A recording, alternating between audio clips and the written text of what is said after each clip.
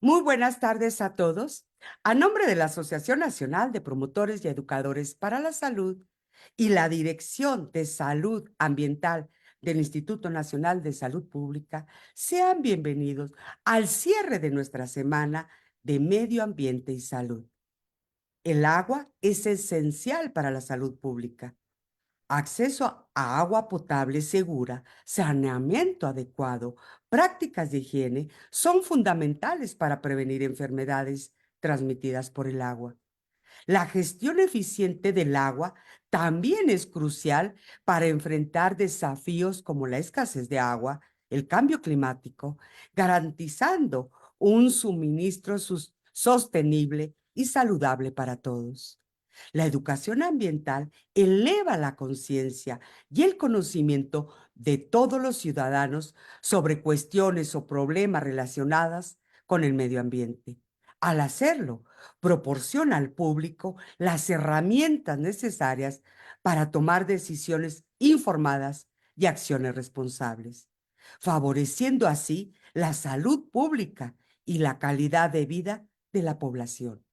El tema de hoy es agua y salud pública, a cargo de la doctora Astrid Schillmann Halbinger. Espero haber pronunciado bien sus apellidos, doctora, que me permito presentársela. Ella es la doctora que le agradecemos enormemente el que esté con nosotros esta tarde y que nos fue ahora sí el enlace para que esta semana se hiciera realidad.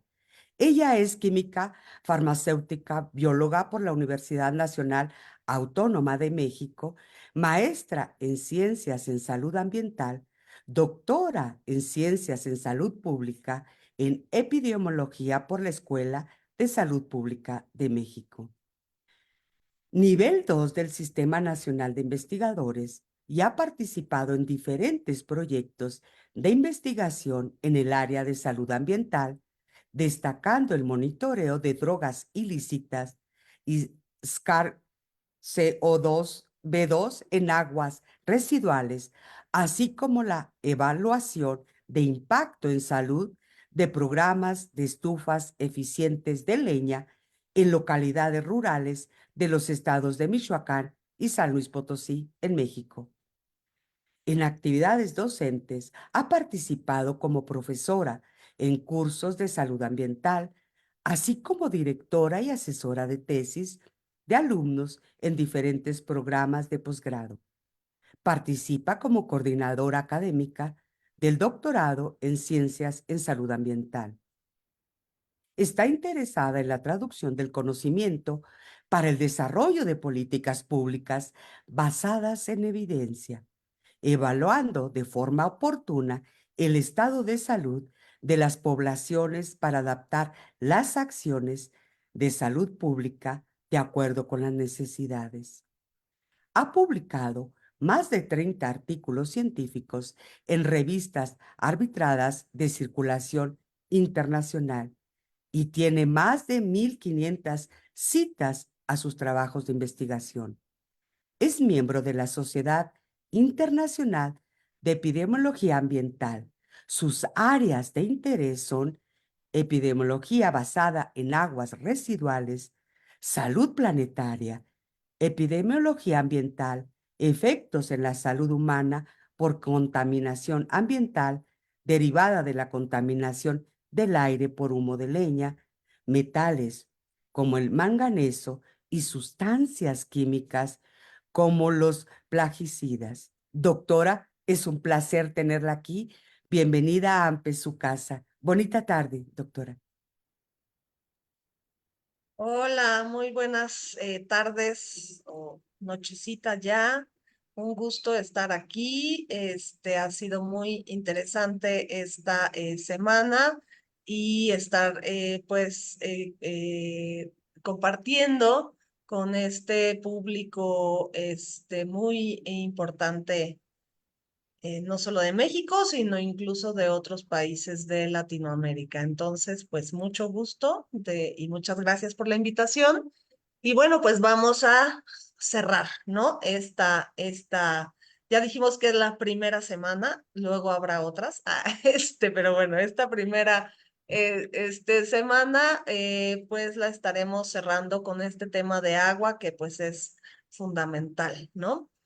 Entonces, bueno, pues vengo yo como parte también del Programa Especial de Salud Planetaria que tenemos en el Instituto Nacional de Salud Pública y estoy dentro de la Dirección de Salud Ambiental, que es un centro colaborador de OPS-OMS en investigación y capacitación en epidemiología ambiental.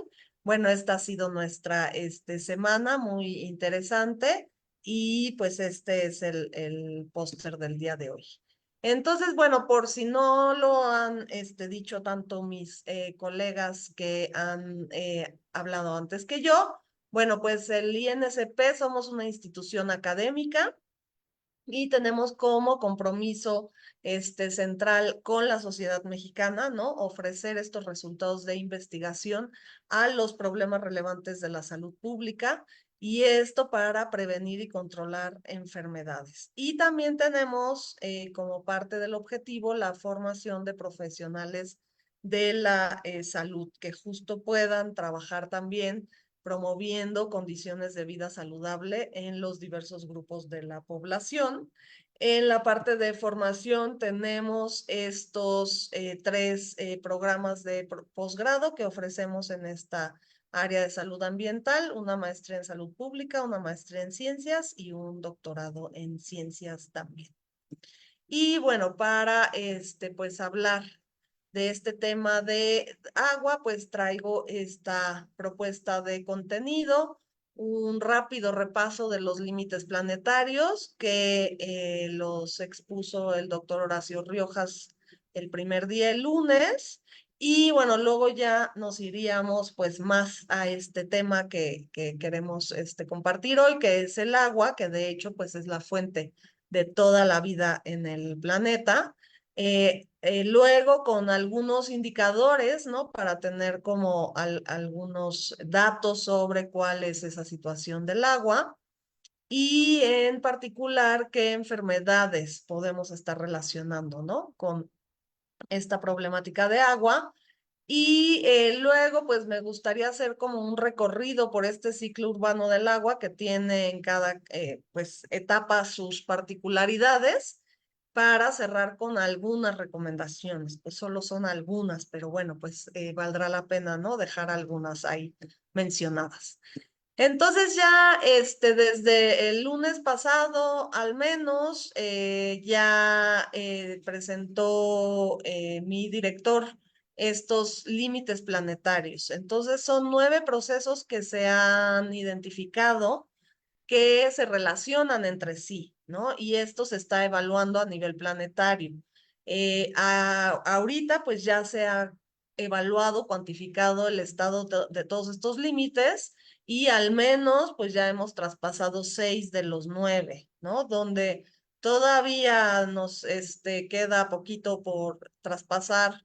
Seguimos en el verde, es en la acidificación del océano y en la carga de aerosoles. Y bueno, el caso de éxito, de hecho, que sí hay que reconocer a nivel internacional, es el de la capa de ozono estratosférico, que es la que está protegiéndonos de los rayos ultravioleta que entran. Entonces, bueno, ese es un caso que deberíamos de, pues, tratar de aprender cómo si funcionó algún convenio a nivel mundial porque ahí sí estamos pues bastante bien dentro de los límites seguros. Pero en los otros límites, ¿no? Ahí pueden ver que tenemos en el amarillo una zona de un riesgo que cada vez va incrementándose y cuando ya vamos llegando al morado, estamos ya en un nivel de riesgo muy alto, ¿no? Entonces estamos ya muy por afuera de los ciclos biogeoquímicos que son los de nitrógeno y fósforo. El tema que queremos ver hoy, que es el agua dulce, de hecho se evalúa y ahorita vamos a ver un poco una explicación de qué es la diferencia. Tenemos el agua azul y el agua verde. Estos dos a nivel mundial se están empezando ya a sobrepasar, más o menos al nivel que el cambio en el uso de suelo, donde tenemos serios problemas, ¿no? Y tenemos de a de veras mucho, mucho que estar haciendo para que no, esto no se vaya todavía con más riesgo, es la integridad de la biosfera o pues, la biodiversidad, ¿no? Entonces, esta se divide igual en dos componentes, la que está pues mucho peor es la parte genética, pero también la funcional, ¿no? Y en cambio climático, que ya se ha visto también con más detalle, ¿no? En esta semana, tenemos también dos componentes y estamos por arriba claramente de concentraciones de CO2 y también en este mecanismo que es el forzamiento radiativo, que es como lo que está sucediendo por lo cual se calienta. Bueno, es un proceso ahí físico que pero bueno, que está justo muy sobrepasado ya. Y las entidades nuevas, que también esas se han evaluado recientemente y estamos muy, muy por afuera de los límites, porque pues desde la revolución industrial empezó pues tremenda, ¿no? Liberación de muchísimos compuestos al ambiente. Entonces, también existe esta propuesta retomando como techo estos límites a nivel planetario, pero también hablando de las metas sociales, ¿no? Que además básicamente son derechos humanos básicos.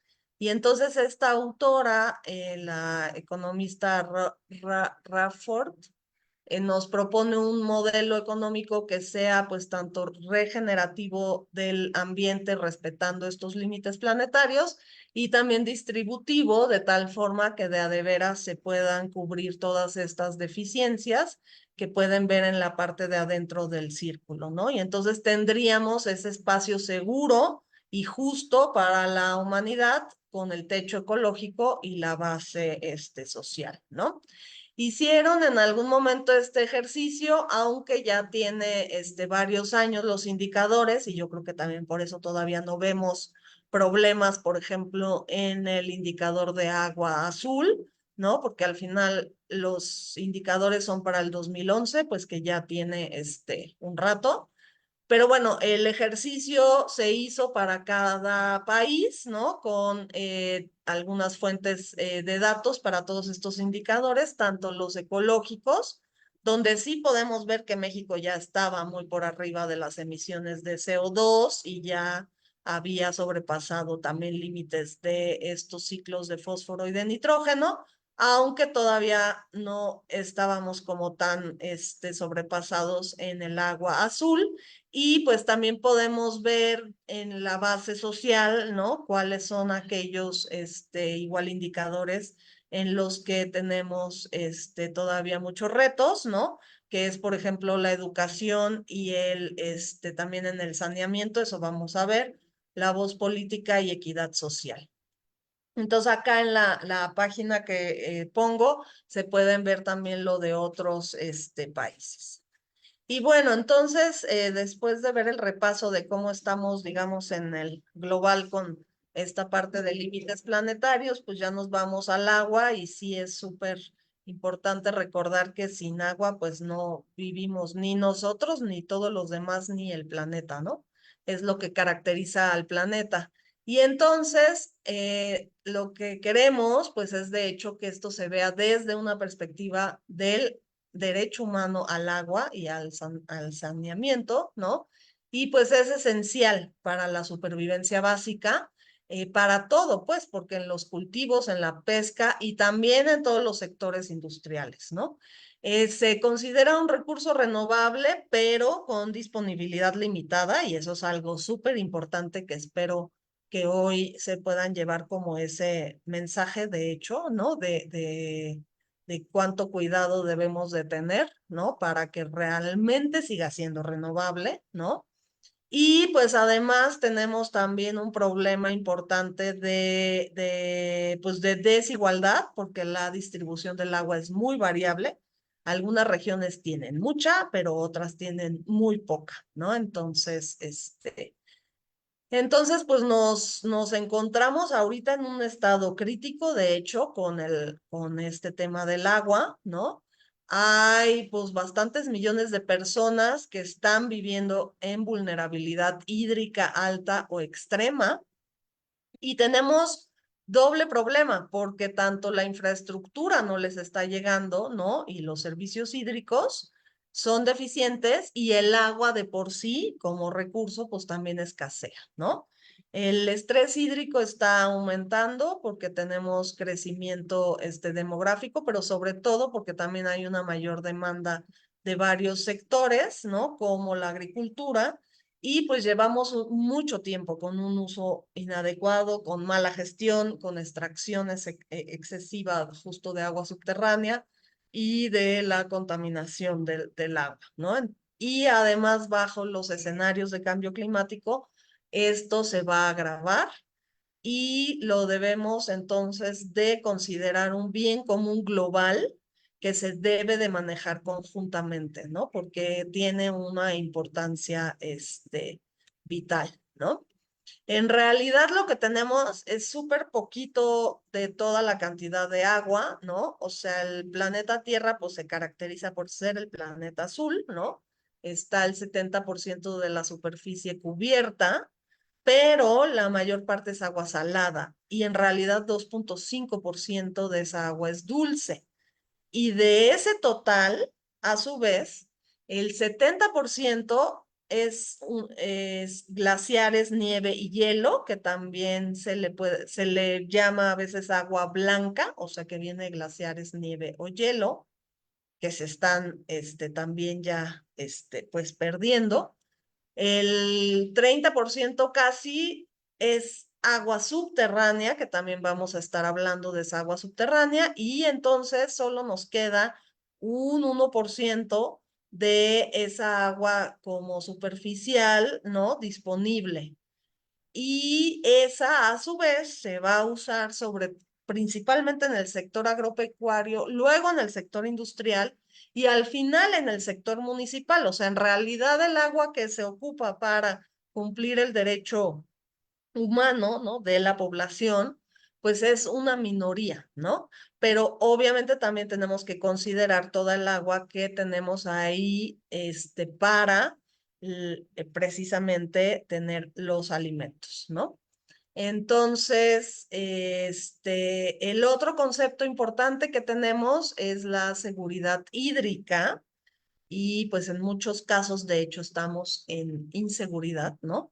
Entonces, es la capacidad de las poblaciones para salvaguardar, y esto lo vemos a nivel de cuenca, que es otra cosa muy importante, esa es la unidad, digamos, de gestión, ¿no? Entonces, lo que queremos salvaguardar es, por un lado, que haya un acceso sostenible en cantidades adecuadas, pero también con la calidad apropiada para que se pueda sostener la salud de las personas, pero también de los ecosistemas y de esta forma poder impulsar medios de vida, el bienestar humano y el desarrollo socioeconómico, ¿no? Y realmente también se pueda asegurar que hay una protección de vidas y bienes cuando tenemos desastres hídricos como inundaciones, deslizamientos, hundimientos de terreno y sequías. Entonces, pues es, como ven, un concepto muy pues amplio, pero súper importante, ¿no? Que estemos tratando de lograr como todos los componentes, ¿no? Que tiene la definición, ¿no? Y lo que está sucediendo es que actualmente nos encontramos con estas situaciones en cuanto al agua, ¿no?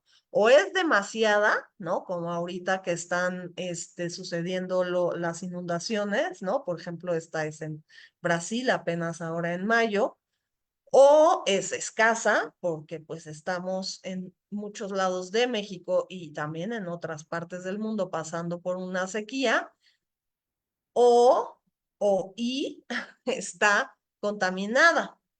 Aquí, por ejemplo, es una imagen del derrame en Sonora, en México, donde se derramó desde el 2014 sulfato de cobre acidulado de la minera México, y que se ha considerado como uno de los desastres ambientales más graves de la minería en México, ¿no?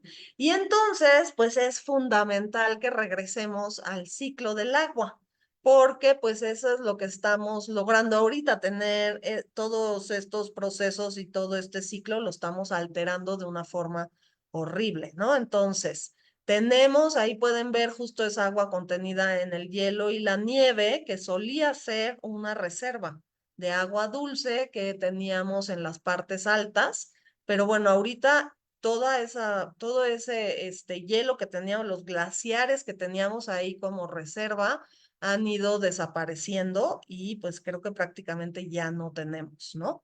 De esa, pues esa reserva, ¿no? Y el otro proceso súper importante que también estamos alterando de forma horrible es el de la evapotranspiración. Entonces, esa evapotranspiración depende de que tengamos plantas que lleven a cabo ese proceso, ¿no? Que es pues justo parte de su ciclo. Pero si no tenemos esa evapotranspiración, no vamos a tener que llegue eso para condensarse y luego caiga como precipitación en otro lado, ¿no? Entonces, ese es un proceso que, por ejemplo, en América del Sur, en el Amazonas, se está alterando bastante porque ya no existe toda esa selva y digo, en otros lados también, pero el Amazonas tiene como una importancia clave. Entonces, se está perdiendo y entonces ya no llueve igual. Y entonces las partes, otras partes más lejanas que dependían de esa, que hasta le llaman que son como ríos atmosféricos de humedad que se va moviendo, ¿no? Y el Amazonas, pues sí es clarísimo cómo tiene, digo, todavía tiene, pero se ha ido perdiendo mucho, tiene esa gran evapotranspiración que es fundamental para luego tener precipitación, ¿no? Y tener realmente la lluvia que pues llegue el agua a estas otras partes, ¿no? Luego, bueno, de que llueve y de que hay escurrimientos y de que hay ciertos cuerpos de agua superficiales, hay ciertas zonas muy importantes donde tenemos esas infiltraciones porque nuestra gran reserva de agua está ahí abajo de la tierra, ¿no? Como agua subterránea, almacenada, pero pues también nos hemos encargado de estar sacando y sacando y sacando de esa agua subterránea y descuidando toda la parte donde se puede volver a infiltrar y volver a pues regresar a tener esas, pues esa agua almacenada ahí. Entonces, pues aquí ya tenemos como varias partes de por qué es importante a veces soluciones, por ejemplo, basadas en la naturaleza que vamos a ver más adelante para tratar de recuperar pues estos procesos, ¿no?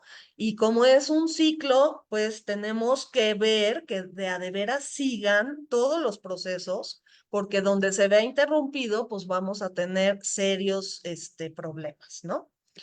Entonces, o sea, ahorita ya les hablaba, tenemos una que le llamamos agua blanca, que sería la que viene de esas reservas de hielo y de glaciares. La otra es el que le llamamos agua azul, que esa es la que viene de fuentes naturales, o sea, es la que tenemos de ríos, de manantiales, o sea, que son esas fuentes como más accesibles. A esa le llamamos agua azul. Podemos tener serios problemas porque hemos perdido y se han ido secando varios de esos cuerpos de agua, por ejemplo, ¿no? Y el agua verde, esa es la que depende de esa evapotranspiración, porque es el agua de lluvia, ¿no? Digo, también puede ser la de deshielo, pero es sobre todo el agua de la lluvia que se incorpora luego, pues porque llueve encima del campo de cultivo, por ejemplo, ¿no? Entonces, esa agua es toda la que viene de ese proceso de la vegetación y luego, pues también hablamos de agua gris e incluso la podemos dividir también hasta agua negra, que ya es toda esa agua que de hecho contaminamos, ¿no? Estas tres también las consideramos en estos cálculos que se hacen de la huella hídrica, ¿no? Que incluye pues sí, todos los pasos, todo el uso de agua que se requiere en cada uno de los pasos para obtener ciertos productos. Y entonces podemos ver que para una manzana, pues 70 litros es lo que se ocupa para obtener una manzana. Y en cambio, para obtener una taza de café, o sea, al final gastamos 128 litros de agua, que eso incluye todo, ¿no? O sea, desde que se cultiva la planta del café y luego que se procesa y demás pasos que tengan que suceder.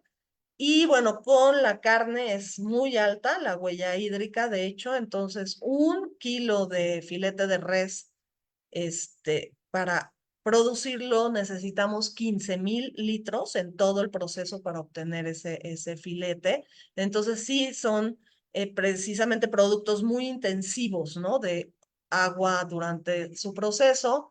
Bueno, pues ya ni digamos estos dispositivos electrónicos, ¿no? Que también en diferentes procesos necesitan de agua, o la ropa como un pantalón de mezclilla, ¿no? Y por ejemplo, acá tenemos también los refrescos. O sea, de hecho, para hacer medio litro de un refresco de este tipo, se necesitan 35 litros de agua, ¿no? Entonces ya desde aquí podemos ver que también el consumo de estos productos, pues va a ser una forma importante de cuidar el agua, ¿no? Entonces, pues tomar un refresco es equivalente a tomarse o haber ocupado 35 litros de agua, ¿no? De esa parte se necesitan 28 litros para los cultivos, ¿no? Que necesitamos para el refresco, más otros 7 litros para fabricar la botella de plástico, que además se va a tirar inmediatamente. Después de eso, causando muchísimos problemas también. Y otro para agua operativa, ¿no? Entonces, pues sí hay que estar pensando mucho también en esta huella hídrica cuando querramos elegir, ¿no? Algún producto. Bueno, luego de dónde viene la contaminación y bueno, el uso, ¿no? Ya decíamos que las actividades agrícolas agropecuarias, ¿no? Son el mayor consumidor de agua dulce y en todas estas etapas de irrigación, disposición de estiércol, el uso de agrotóxicos, plaguicidas y descarga de aguas residuales, pues es la forma en la que va a estar contaminando los cuerpos de agua. Las actividades industriales, más o menos el 20%, van a estar también con descargas y luego podemos tener además situaciones terribles, ¿no? Como esos derrames de petróleo, lo que veíamos de las minas, ¿no? Y los centros urbanos y el uso obviamente poblacional, pues también va a tener oportunidad, ¿no? De contaminar el agua con las descargas, ¿no? Sobre todo de actividades domésticas, pero bueno, también algunas comerciales, ¿no? ¿Y con qué se va a poder contaminar el agua? Pues con agentes físicos, con un montón de agentes químicos, ¿no? Que pueden ser desde metales tóxicos, pero también muchas otras sustancias químicas, y de hecho también plásticos y microplásticos. También con todos los agentes microbiológicos, ¿no? Las bacterias, los virus, algas, protozoarios, hongos, e incluso también con agentes, radioactivos, ¿no? Entonces, bueno, aquí solo algunos ejemplos y ahí, voy dejando las ligas, pero bueno, este es el caso de, Guanajuato, donde se está acabando el agua para la agricultura y no está quedando, y la que queda está muy contaminada porque la sacan de cada vez mayor profundidad y viene contaminada. Por ejemplo, este otro río Santiago, ¿no? Pues también durante todo su camino tiene cultivos, tiene granjas porcinas, tiene vertederos de basura, aguas residuales urbanas, contaminación industrial, crecimiento desordenado y todo se va al río. Entonces termina pues con una terrible contaminación, ¿no? Este es el que ya les comentaba del río Sonora. Esta es otra situación que está pasando con las granjas porcícolas en Yucatán, que tiene pues además características muy particulares y únicas, ¿no? Y bueno, ahí pueden ver, por ejemplo, todas esas, ¿no? Granjas que están pues también con una gran cantidad de aguas residuales, ¿no? o aquí donde está la parte de extracción de petróleo y procesamiento en México, el río también todo contaminado con, ¿no? Con todos los combustibles ahí vertidos. Y bueno, pues algunas organizaciones haciendo pues obviamente el llamado, ¿no? De atender este problema, ¿no? Que son pues ríos tóxicos, ¿no? Entonces, bueno, ¿qué podemos ver con algunos indicadores, ¿no? O sea, este es un indicador que a mí me llama la atención porque es como justo nuestro cálculo. ¿Cuánta agua renovable tenemos? Y entonces el país saca su cuenta y dice, es la cantidad máxima que yo puedo tener, ¿no? O sea, que se va a poder explotar sin alterar el ecosistema y que se renueva por medio de la lluvia, ¿no? O sea, que se supone que es agua que está retornando otra vez como al ciclo y entonces, pues en las cuentas se toma como disponible, ¿no? Podemos ver que justo esta región, o sea, México está con un agua renovable buena y bueno, y buena parte de Centroamérica y Sudamérica con muchísima agua. O sea, es una de las zonas que más agua tiene, pero aún así, quiero que sepan que vamos a tener ya varios lugares con problemas porque pues no se puede asumir que tenemos ahí el agua sin necesidad de pues estar cuidando ese ciclo, ¿no? Entonces, acá tenemos Uruguay en azul, pero sabemos que en Montevideo ya les llegó el día cero, ¿no? Hace no tanto tiempo y se quedó sin agua la ciudad, ¿no? Y nosotros aquí en Ciudad de México estamos con esa misma amenaza, ¿no? De que ya puede llegar el día cero, ¿no? Como países como Sudáfrica, donde también ya les ha pasado que se han quedado pues sin agua. Entonces, el indicador por país a veces no, pues sí, es un poco como engañoso porque no nos dice lo que sucede ya dentro del país. Y en México es súper claro, porque si dividimos el país, ¿no? Como norte y sur, pues vamos a ver que en esta región sureste tenemos 7.1 veces más, ¿no? Agua renovable que el resto de la región norte, ¿no? Y justo en la región del Valle de México es donde menos tenemos, ¿no? Y luego, pues tenemos el otro indicador que dice qué porcentaje de esa agua se emplea en esos usos consultivos, que son pues, los usos, ¿no? Que ya veíamos que se le da al agua, ¿no? Y esto con respecto a esa agua renovable que se calcula que es la que factible que puedes, ¿no? Digamos, explotar. Y entonces es el grado de presión, porque pues si tú estás ya comprometiendo todo ese volumen de agua que según tienes renovable, ¿no? Pues cada vez tienes más presión sobre este recurso. Y entonces se le pone un punto de corte en el 40%.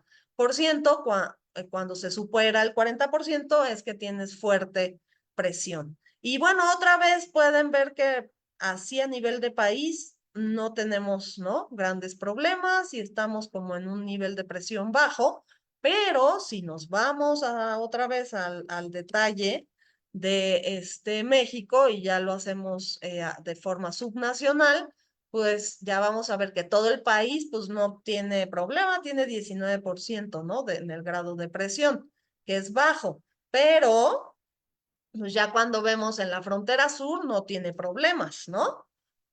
Pero ya toda la zona norte que mencionábamos, pues no, o sea, esa sí está bajo una alta presión, ya ni se diga el Valle de México, y también se empieza a notar la península de Yucatán, que ya tiene también más presión hídrica, ¿no? Y entonces realmente el indicador que veíamos a nivel de país, pues no es la realidad de la mayoría de las personas, ¿no?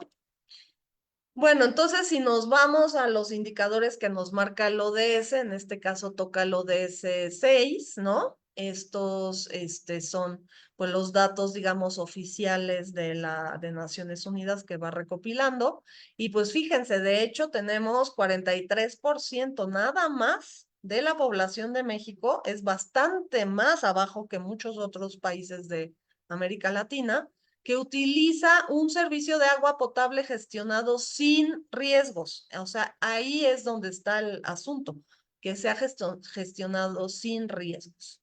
Y entonces apenas escuchaba yo que por definición, cuando tú tienes un servicio por tandeo o con intermitencias en el servicio, por definición eso ya no es agua potable precisamente y no es una gestión sin riesgos porque ya le estás incluyendo, o sea, le estás poniendo un riesgo porque cada vez que no tienes flujo en la tubería tienes oportunidades de que eso se contamine, ¿no? Y por eso, ¿no? Bueno, en buena parte es que México está bastante abajo en este indicador, ¿no? En el tema de saneamiento también se define como sin riesgos, ¿no? Que también tiene ciertas características.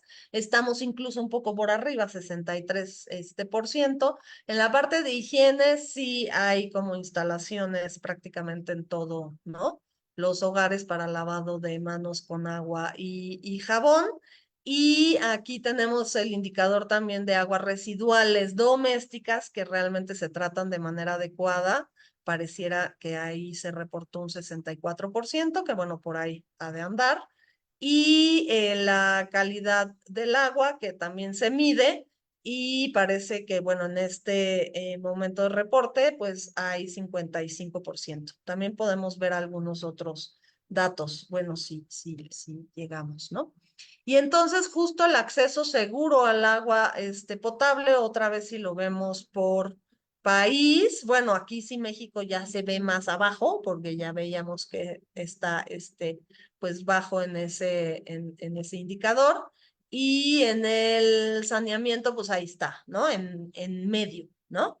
Tenemos, bueno, se alcanzan a ver algunos colores amarillos justo para Centroamérica, por ejemplo, saneamiento y también aquí en agua potable, de hecho tienen hasta más que México, ¿no? Y bueno, entonces si se analiza realmente si se definen como estos indicadores, porque bueno, en México, en la Constitución política, sí tenemos establecido que toda persona tiene derecho a un medio ambiente sano para su desarrollo y bienestar, y que el Estado es el encargado de garantizar el respeto a este derecho.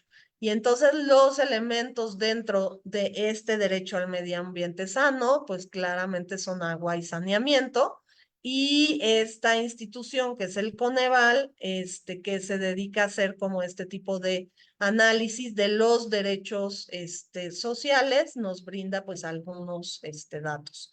También nos especifica este artículo, ¿no? Que toda persona tiene derecho al acceso, disposición y saneamiento de agua para consumo personal y doméstico, y esto debe de ser en forma suficiente, salubre, aceptable y asequible. Y aquí van pues, a participar los tres órdenes de gobierno, aunque sabemos que a los que les toca en realidad ese servicio de agua potable y de saneamiento es al nivel municipal, ¿no? Entonces recae sobre todo en ellos. Y bueno, tenemos ahí, aquí el indicador que tenemos en México, que ya no trae ese apellido de sin riesgos, ¿no? Como veíamos en el otro, sino solo digamos que tiene agua entubada en su vivienda, aunque ya vimos que eso no va a ser suficiente, ¿no? Para decir que es, es gestionada sin riesgo, ¿no? Y bueno, y aún así, pues podemos ver que en el ambiente urbano es mucho más alto que en el rural, y aquí también se va haciendo una distinción con la población también indígena. Donde tenemos el mayor rezago, ¿no? Y una diferencia muy importante cuando vemos la proporción de la población que no cuenta con agua entubada. Ya no preguntamos qué tan seguido le llega por esa tubería que tiene el agua, pero bueno, tiene al menos la instalación, ¿no? Para el agua entubada. Pues podemos ver en Durango que tenemos una diferencia enorme, ¿no? Cuando se compara las viviendas que no tienen agua entubada en población indígena y no indígena. Ajá. También podemos ver que en Veracruz hay rezago, en San Luis Potosí, en Chihuahua, en Nayarit, en Guerrero, en Oaxaca, en Baja California, en Chiapas, ¿no? Y los otros estados, pues también, aunque no es tan grande la diferencia, ¿no? Si lo vemos justo en el mapa, la distribución, pues sí vamos a ver los colores mucho más claritos, sobre todo hacia el sureste, pero también en estas zonas más rurales, justo de esos estados, ¿no? Como Durango, ¿no? Y la parte de Chihuahua también, ¿no? Y ahora el otro aspecto, además de tener el agua potable, pues también es el saneamiento básico. Y ahí pues es un concepto pues amplio porque tenemos tanto las técnicas como las obras, como los dispositivos, ¿no? Que permiten que se puedan eliminar excretas y aguas residuales y conservando pues el ambiente limpio, ¿no? Entonces esto se refiere en la vivienda, pero también en las proximidades, ¿no? De los individuos. Y entonces, bueno, lo que más conocemos es la conexión a alcantarillas públicas, ¿no? Eso es sobre todo en las ciudades. Conexión a sistemas sépticos, pues también es la otra opción que puede funcionar, siempre y cuando también se gestionen, ¿no? Y pues, alguna otra opción de baño, seco también si se gestiona adecuadamente, ¿no? Entonces, en esta parte de saneamiento, pues otra vez vemos que el indicador lo que nos mide es que tengan drenaje, o sea, que estén conectados al alcantarillado. Realmente los ambientes rurales tienen mucho menor conexión al alcantarillado, pero bueno, yo diría que de hecho ya ni siquiera se intente, o sea, son lugares en los cuales, ¿para qué tratas de poner un alcantarillado? Sino más bien, sí resuélvelo, pero con las otras opciones, ¿no? Que puedes también tener. Otra vez de la población que no dispone de drenaje, tenemos una diferencia enorme en Durango. Y bueno, otra vez repetimos varios de los estados donde sobre todo la población indígena pues no cuenta con estos servicios, ¿no? Igual si lo vemos en la distribución de todo el país, pues podemos ubicar justo las zonas más críticas, ¿no? Digo, acá estamos hablando de alcantarillado o justo que sí tengan fosa séptica, ¿no? Eso es parte de sí tener saneamiento, aunque bueno, otra vez, eso tampoco nos asegura que eso de veras esté funcionando bien, ¿no? Ahora, en cuanto a enfermedades, pues, ¿qué enfermedades ubicamos, no? Claramente relacionadas con el agua. Son por varios, digamos, mecanismos, ¿no? O sea, puede ser que los agentes biológicos y químicos estén presentes en el agua que bebe la población, pero también puede ser que tengamos alguna parte del ciclo de vida del patógeno en el agua o que, como ya también han visto durante esta semana, que tengamos enfermedades que se transmiten por vectores y estos vectores pues están relacionados con el agua. Y también en la parte de lesiones, sí incluimos aquí pues lo que esté relacionado con agua como ahogamientos, ¿no? Entonces, las enfermedades que ya decíamos relacionadas con el agua, o sea, cuando tenemos esa transmisión hídrica, que sería la fecal oral, o sea, es tomar agua contaminada, pues sobre todo vamos a estar hablando de diarreas, disenterías, fiebres entéricas, pero también algunos otros como virus, como polio, o hepatitis A o algunos otros patógenos como ascariasis, ¿no?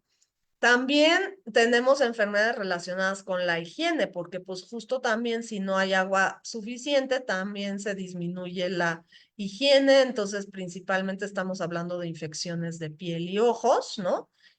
Pero también otras, ¿no? Enfermedades, como por transmitidas por pulgas o algunas otras, ¿no?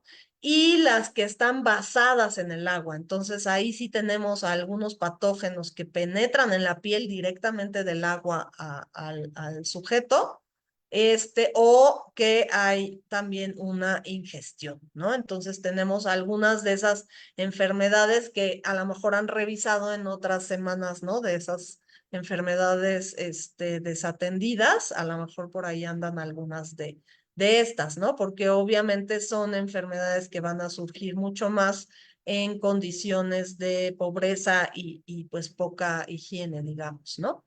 En el cálculo, en la estimación que se hace de carga de enfermedad, realmente lo que tenemos son esas enfermedades infecciosas, ¿no? Que son las entéricas y bueno, un poco de relación sobre todo por el lavado de manos, también con algunas respiratorias, ¿no?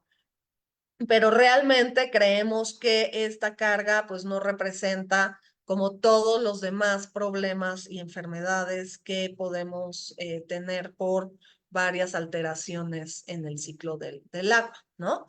Entonces, ay, acá están las otras. Tenemos más, o sea, justo tenemos las de insecto vector, que tenemos tanto que la picadura sucede cerca del agua o que el vector tiene como alguna fase como de reproducción en el agua. Ahí también pues ya vieron dengue, que es un súper problema, pero también tenemos algunas otras. En aguas recreacionales que están contaminadas también tenemos ya identificados ciertos patógenos. Y luego tenemos una cosa enorme que no está como muy bien representada en todas estas estimaciones, que es la parte de contaminación química. Entonces, ahorita vemos un poquito de arsénico y fluoruros, pero tenemos muchas otras sustancias, ¿no? Incluyendo cancerígenas que podemos estar ingiriendo en el agua, ¿no? Y, o sea, o que tienen problemas para los riñones, por ejemplo, o otras enfermedades no transmisibles que pueden ser, afectar el neurodesarrollo, por ejemplo, de los niños.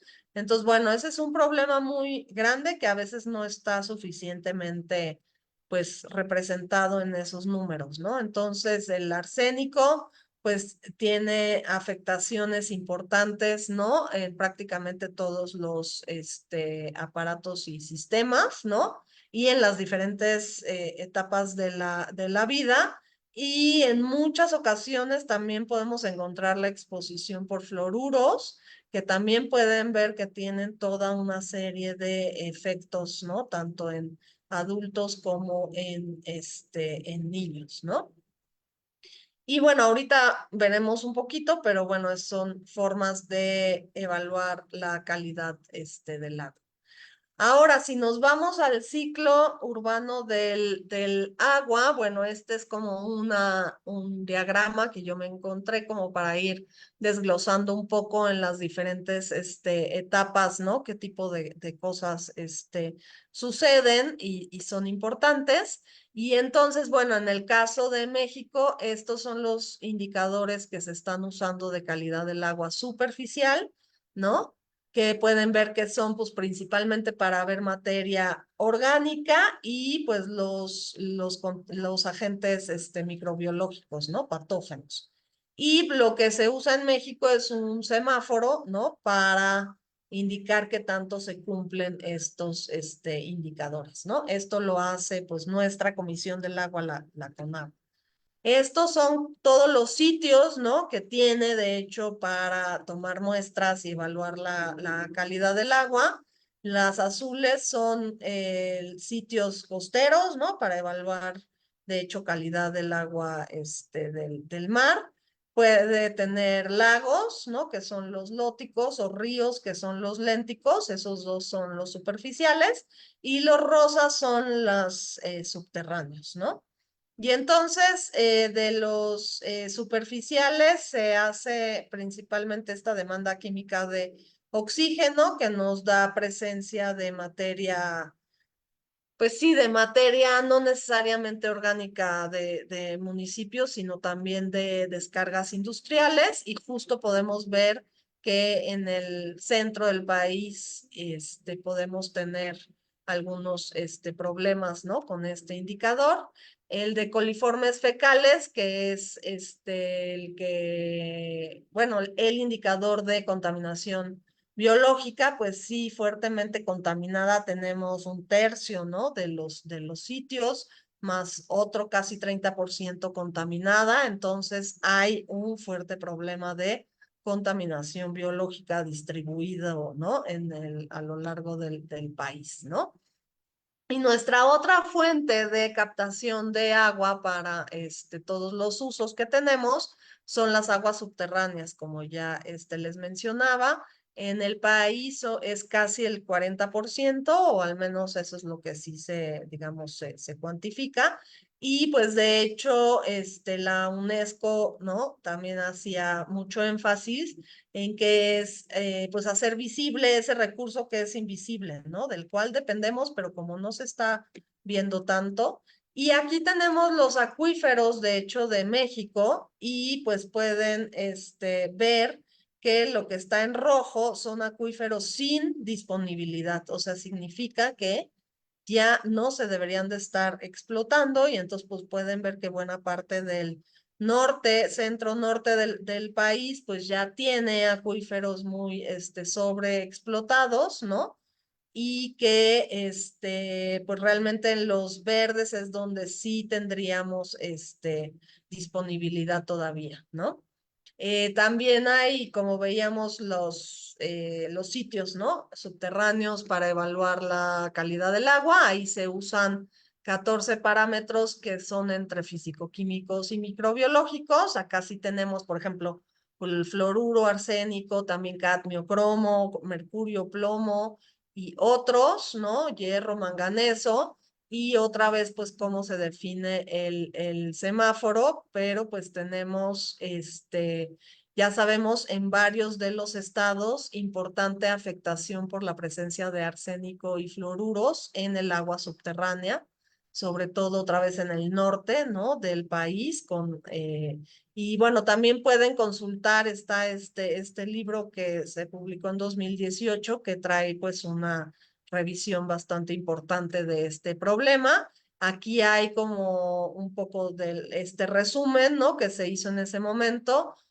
considerando todas las fuentes, ¿no? De agua subterránea con más de 0.025 miligramos por arsénico, de arsénico por litro, que era la norma en ese momento, o sea que al menos 1,5 millones de personas están ingiriendo pues más de esa concentración.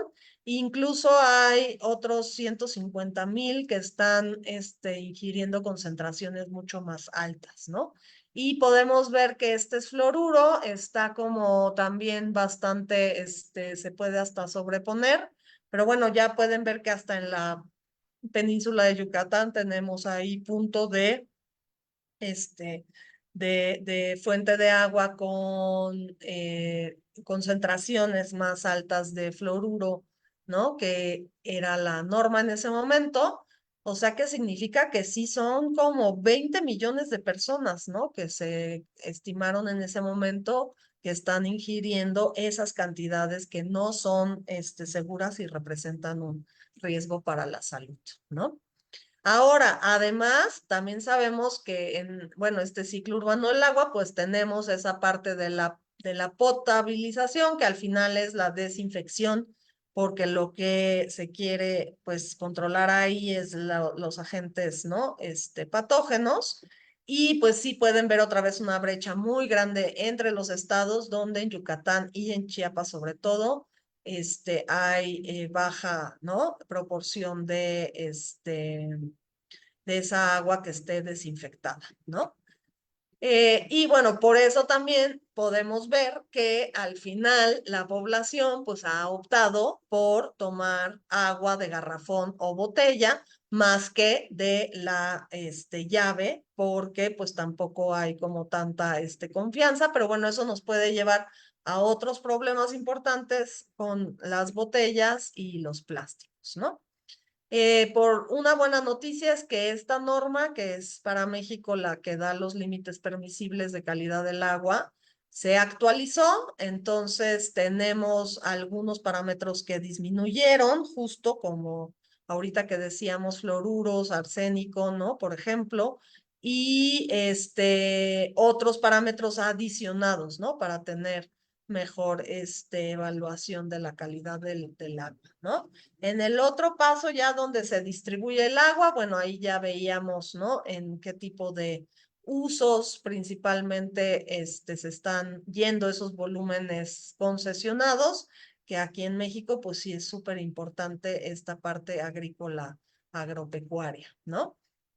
Y luego, pues después de que se usó el agua, pues lo que está pasando es que entonces ahora se está ensuciando, ¿no? La otra buena noticia es que también por fin, después de, pueden ver, 25 años, se actualizó la norma que también marca los límites permisibles de contaminantes en las descargas, porque pues como esa agua residual también se va otra vez a cuerpos receptores, lo cual digo, está bien porque tenemos que pues como decíamos, completar el ciclo del agua y cada vez va a ser más necesario que esta calidad del agua residual pues sea lo mejor posible, ¿no? Para poderla regresar al medio, dependiendo para qué uso sea. Pueden ser para riego de parques, para limpiar calles o a veces el agua para extinguir incendios viene de aquí, del agua tratada. Y bueno, en alguna parte en Hidalgo se usa para agricultura, que yo creo que se va a tener que usar cada vez más también, ¿no? Entonces, bueno, por fin pues se actualizó, se incorporaron varias cosas importantes, ¿no? En esta nueva norma, pero seguimos con un problema importante, porque cuando ya nos vamos a ver cuánta cantidad se genera de aguas residuales, que las podemos pues dividir sobre todo por municipales y luego las no municipales, donde tenemos la de la industria, tenemos acá los números de cuánto se genera de aguas residuales, luego cuánto se recolecta y luego cuánto se trata. Y de hecho, aquí el número que nos aparece es 51%, ¿no? Y hay que ver también cuánto le quitan de DBO, que es la forma de evaluarlo, ¿no? Realmente, ya que o sea, que se remueva durante ese tratamiento, pero tenemos un serio problema porque las de aguas no municipales que trae las industriales, solo hay un 32% que se está tratando, ¿no? Entonces ahí tenemos un importante problema porque además sí podemos ver que traen una carga mucho más importante de contaminantes como podemos ver a través de la DBO, que es uno de los parámetros, ¿no? Entonces, bueno, pues justo sí tenemos pues sí, buenas noticias de que se actualice, ahora necesitamos pues que se cumpla, ¿no? Y y bueno, y solamente para mencionarles que tenemos esta otra, digamos, utilidad que se le han encontrado a las aguas residuales, que son para hacer vigilancia. Entonces, de hecho, durante la pandemia, pues hubo también varios estudios, ¿no? Donde se pudo evaluar el cambio en la presencia del virus de COVID-19 a través de tomar muestras de plantas, se toman muestras a la llegada de la planta de tratamiento de aguas residuales que trae pues toda la carga de esa zona o área de captación, ¿no? Y pues bueno, para terminar, que sí, justo creo que es como el tiempo, pues muchas gracias a AMPES, que hace pues precisamente como parte de sus campañas estas acciones también para el cuidado, ¿no? Del agua. Y bueno, estas, claro que es muy importante, son las cosas que podemos hacer pues a nivel individual, ¿no? O sea, tratemos de reutilizar, ¿no? De realmente, pues, no desperdiciarla. Y cuando podemos usar solo un vaso o una cubeta, pues siempre hay que hacerlo. Nosotros también vamos a estar, pues, cuidando, obviamente, pues, los cuerpos de agua, pues, tratar, ¿no? De evitar las fugas. Está muy buena la recomendación también de consumir productos locales, ¿no? y justo buscar productos que hayan sido elaborados con menos agua. Entonces, bueno, ahorita ya también veíamos el claro ejemplo de los refrescos, ¿no? Y de algunos productos y de algunos alimentos, ¿no? Que hay que, pues, tomar eso en cuenta para, tratar de reducir el consumo, ¿no? De esos, productos. Pero bueno, por otro lado, pues yo creo que sí tenemos que voltear a ver mucho hacia las ecotecnologías. Entonces, bueno, acá les dejo la página de la unidad de ecotecnologías de la UNAM, que de hecho recoge como en su ecoteca, ¿no? Las diferentes tecnologías. Y entonces, bueno, en agua, pues claramente sí deberíamos de tratar siempre que podamos de tener un sistema de captación de agua de lluvia, ¿no? Porque pues realmente, y también pues insistir con nuestros gobiernos, pues que también lo fomenten o que den financiamiento, porque pues muchas veces no vamos a tener el recurso como para ponerlo nosotros. Pero bueno, en Ciudad de México ha habido esfuerzos, pero yo creo que falta mucho más porque esto se podría tener que instalar en todos lados, ¿no? En escuelas, en casas, pero también en todas estas plazas, edificios y demás, y que en todos lados realmente se trate de captar, ¿no? Esa agua. Y bueno, hay también toda una serie de ecotecnologías para residuos donde pues yo creo que también deberíamos ir cambiando pues sí, nuestro esquema de que el agua se lleve los residuos.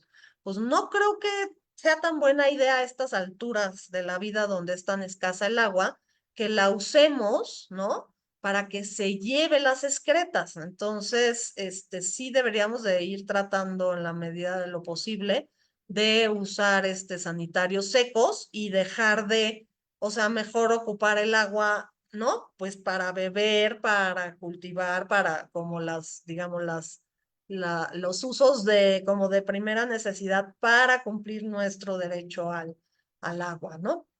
Entonces, bueno, pues hay como varias opciones y al final otras ecotecnologías, a lo mejor que no vemos tan directamente, pero igual pueden estar relacionadas, ¿no? Y bueno, la otra parte que nos toca también mucho, esto pues no es tan individual, pero bueno, pues como ciudadanos, y como consumidores, ¿no? Porque pues al final somos ciudadanos y al final somos consumidores. Como ciudadanos, pues sí hay que estar también encima de nuestros gobiernos, ¿no? De los diferentes niveles para que dejen de estar apostando a puras soluciones convencionales que le llamamos infraestructura gris, ¿no? Porque pues eso no, o sea, ya vimos que no está como superado y no nos resuelve todos estos problemas, ¿no? Porque pues consiste en ponerle cemento y ponerle barreras, impermeabilizar la ciudad con puro pavimento, ¿no? Y entonces, pues, ¿qué pasa cuando viene esa lluvia fuerte? Y pues ni siquiera hay donde se absorba, ¿no? Entonces, hay que tratar de imitar a la naturaleza, que la naturaleza muy sabia ya tiene generadas muchas soluciones, ¿no? Y hay como estas partes muy específicas donde hay infiltración del agua para que se recarguen los mantos acuíferos, ¿no? También tener las plantas para que retengan los suelos, o sea, eso de dejar los suelos ahí todos secos se empiezan a erosionar más, entonces no, o sea, todo eso tiene que tener cobertura vegetal, ¿no?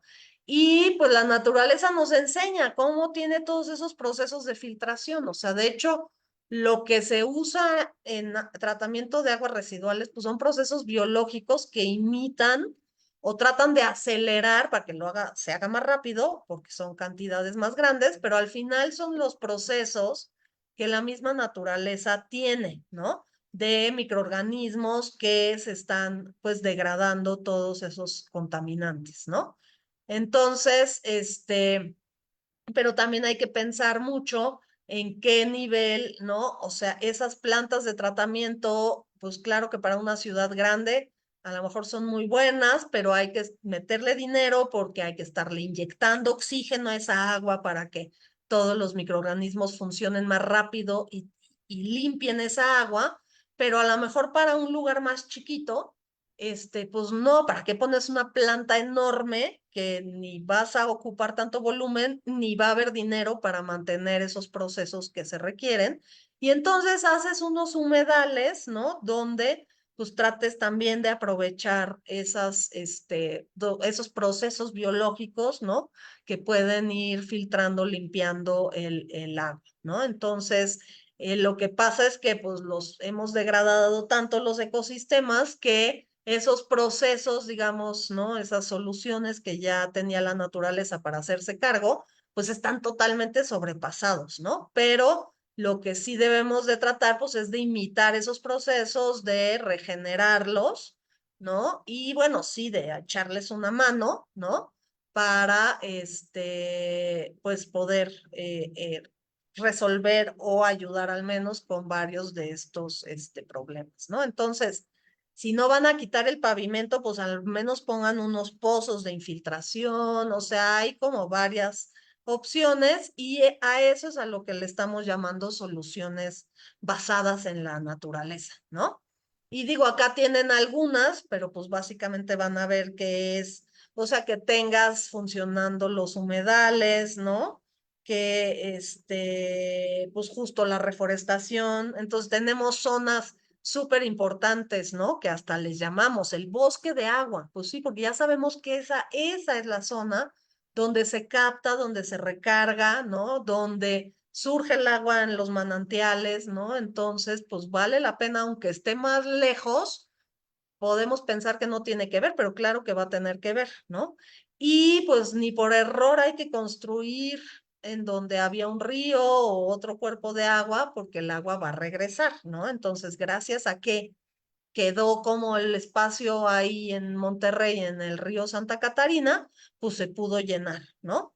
Y no hubo como mayores, desastres, ¿no? Entonces, pues justo todas estas, pues tipo de acciones son las que pues se recomienda que le estemos insistiendo a los gobiernos, porque digo, eso sí está más difícil que lo hagamos. Digo, podemos participar y tener como iniciativas, pero bueno, muchas cosas sí necesitan que el gobierno pues sí intervenga, ¿no? Y pueda, pero tomar decisiones hacia este tipo de soluciones y ya no trate de resolver todo con una tubería gigante de cemento para sacar el agua y de todas formas en el otro lado se va a inundar, ¿no? Pero bueno, entonces esas serían como algunas recomendaciones a diferentes niveles y pues ya, hasta ahí me quedo porque ya me tardé.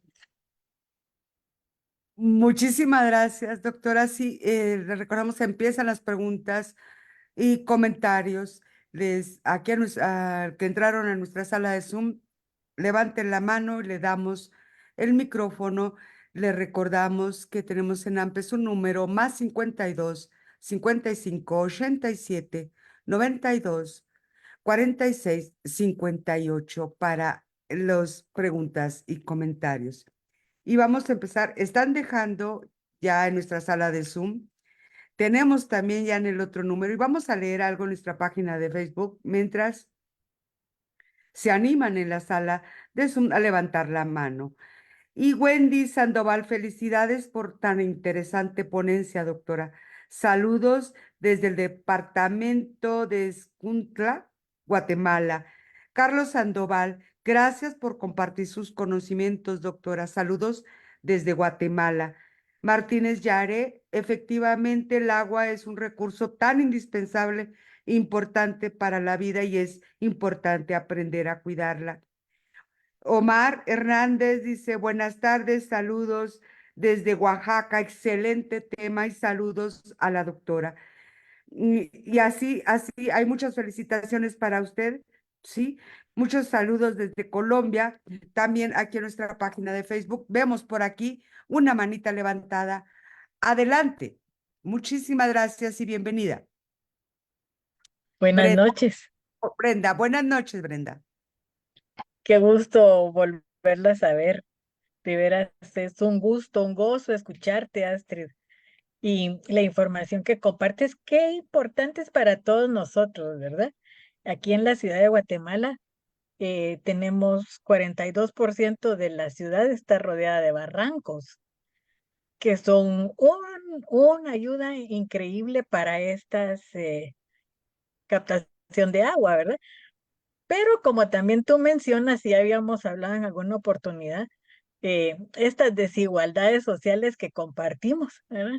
Hace que estos lugares, que son una oportunidad para conservar este recurso, también sean lugares de riesgo, ¿verdad? Hay mucha migración interna, el cambio del uso del suelo y todo lo que has mencionado. Brillante, como siempre tú. Un abrazo. También, Carolina, muchas gracias. Me da mucho gusto escucharte.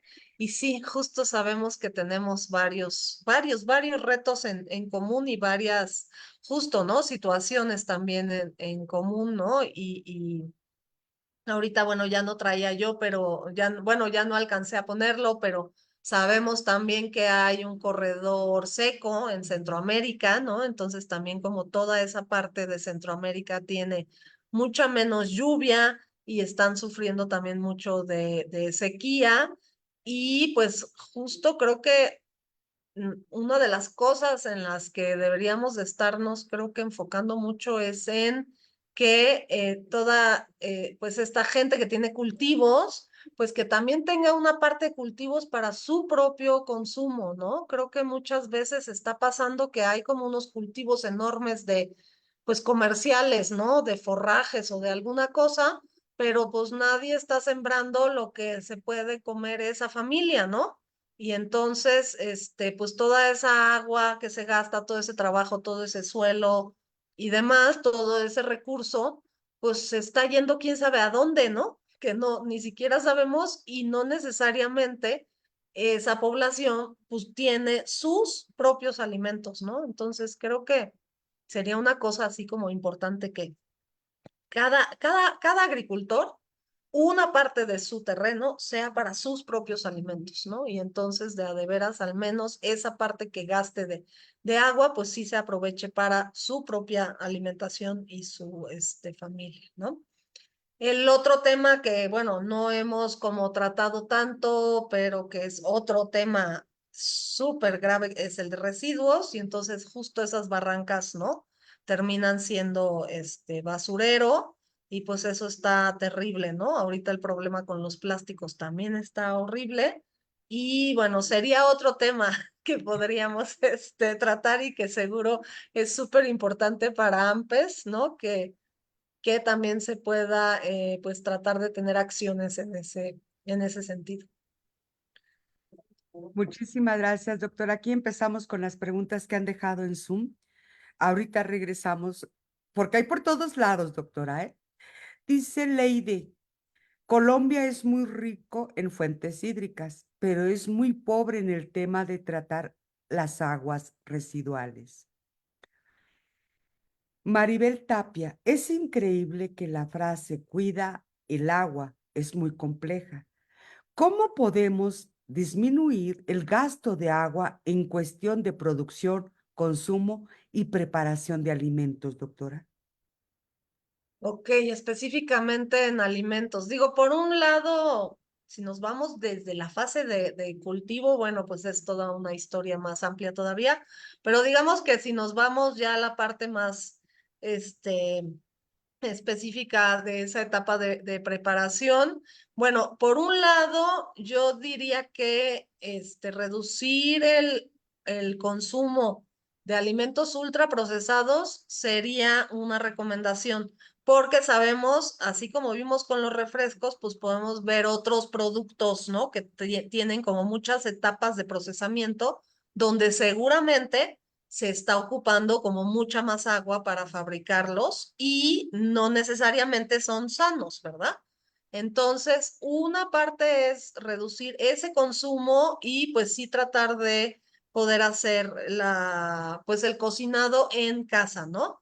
Con productos.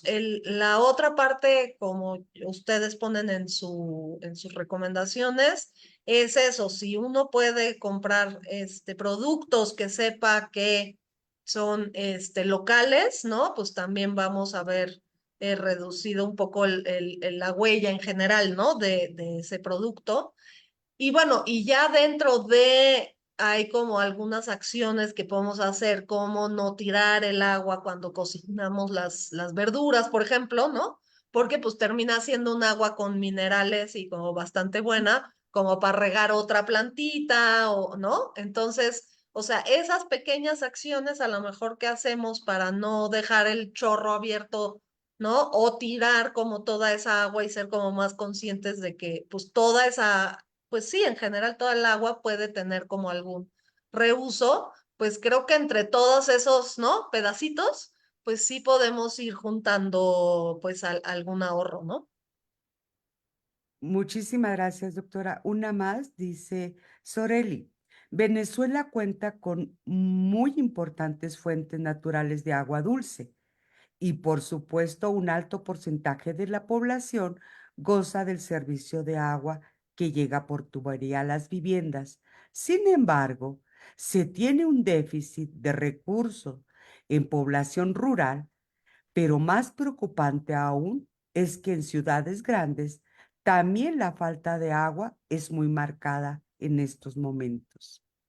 Venezuela, doctora.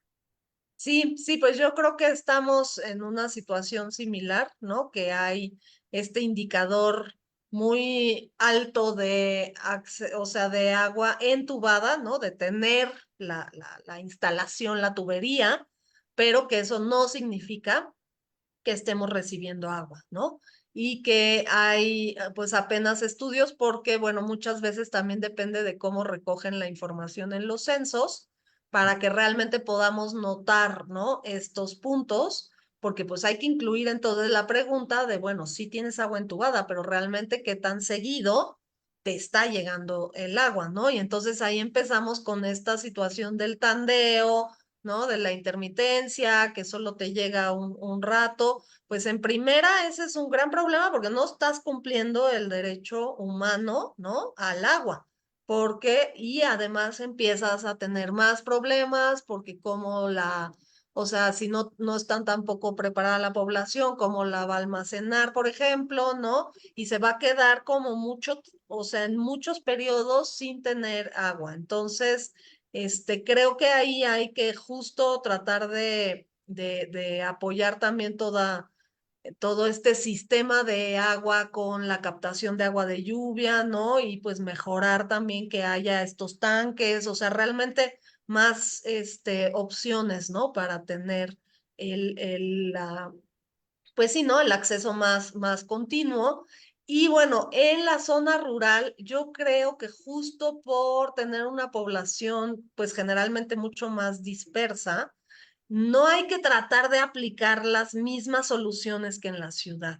Y entonces creo que precisamente, pues eso, más bien hay que ver que la vivienda tenga sus formas de captar también el agua, que la pueda tener, ¿no? Guardada, pero sí es el colmo. Las zonas donde hay mucha agua disponible en la naturaleza son las zonas donde generalmente las personas no tienen el acceso, ¿no?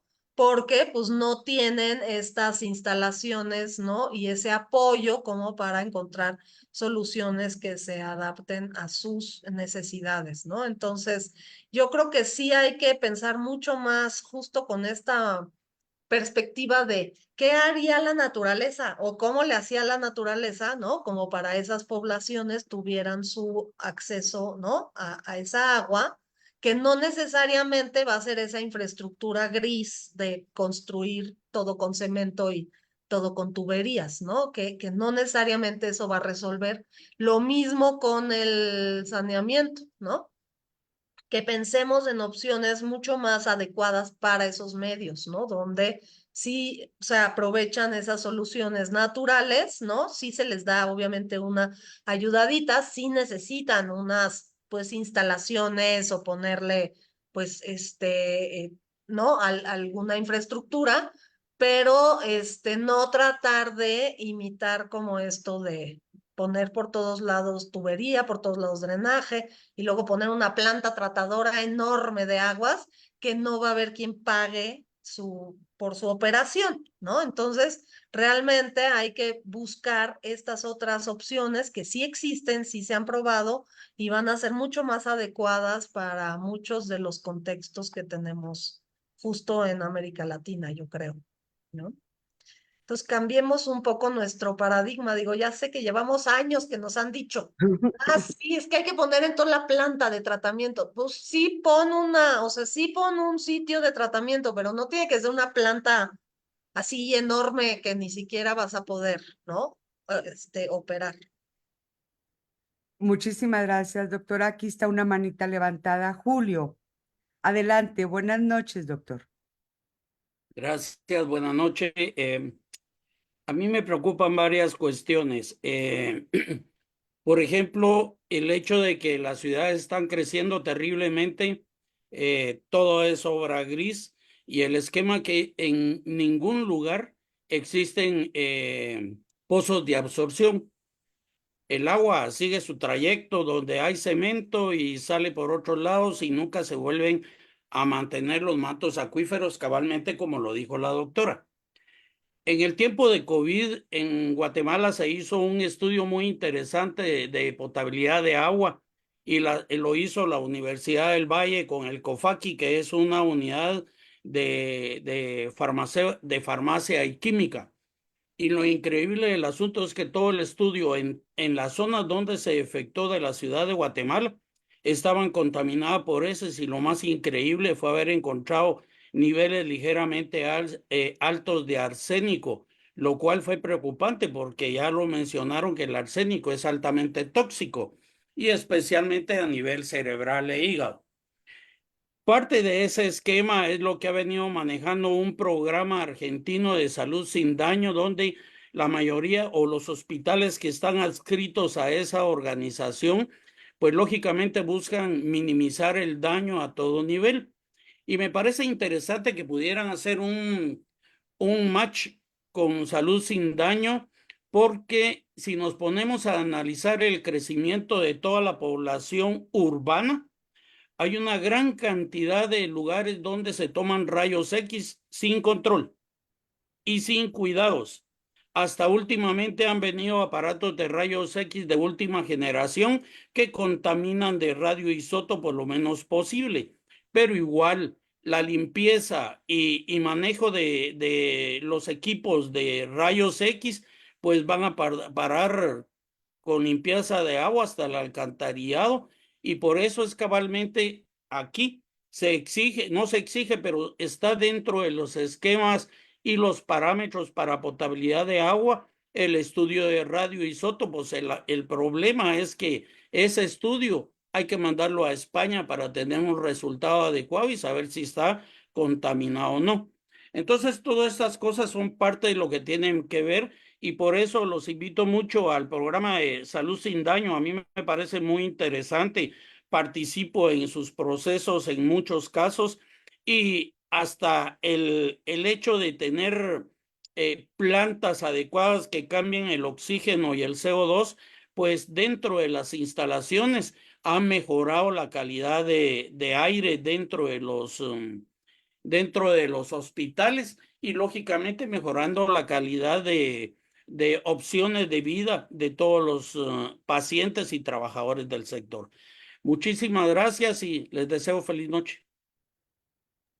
Muchas gracias. Sí, sí, hemos escuchado sobre esta iniciativa y sí es un grupo muy importante porque pues sí, muchas veces los servicios, ¿no? De salud, las unidades de atención, pues son de hecho fuentes, ¿no? De emisión de contaminantes, como muy bien menciona, al agua, también pues todo, digamos, todas las emisiones que hay por el uso también de energía, luego todos los residuos que se generan.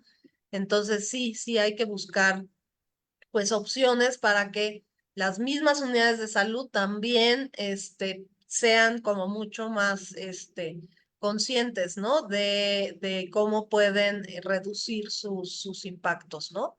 Y bueno, tener una planta de tratamiento propia es súper importante, ¿no? Entonces, sí, justo estábamos hace poco haciendo ahí un ejercicio y sí nos enteramos de un hospital con su planta de tratamiento, digo, no le da un tratamiento súper avanzado, pero sí empieza al menos, sí a eliminar ciertos patógenos de entrada, ¿no?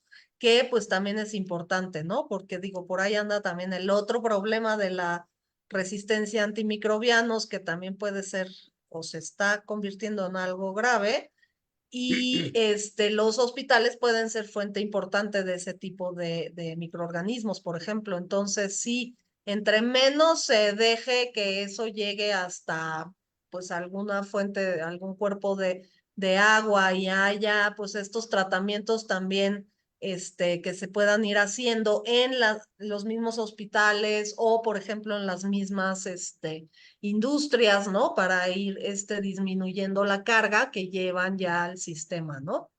Y el otro mensaje que, bueno, también escuchaba yo la otra vez, pues justo que va un poco con la respuesta de la pregunta anterior, hay que pensar mucho en cómo descentralizar, ¿no? Tanto el abasto de agua como el saneamiento. Entonces, por eso las opciones van mucho en el sentido de pensar cómo se pueden resolver estas cosas, pero en el nivel más local, ¿no? Porque entre más queremos que esto suceda así como centralizado, pues menos está en realidad resolviendo y empezamos a tener estos problemas de que pues entonces no alcanzó y no les llegó el agua a esta zona o no les llegó a esta otra, ¿no?